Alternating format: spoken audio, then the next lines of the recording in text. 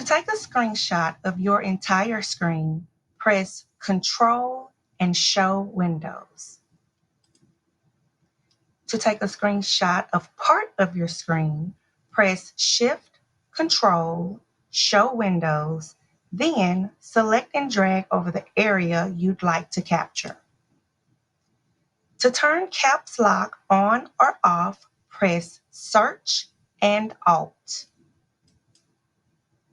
To lock your screen, press Search and the letter L.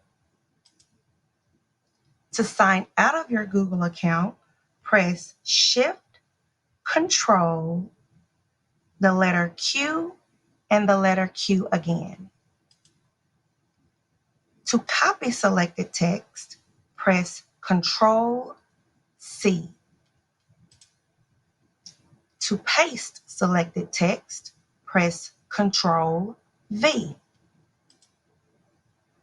To open the keyboard shortcuts helper, press Control, Alt, and the backslash.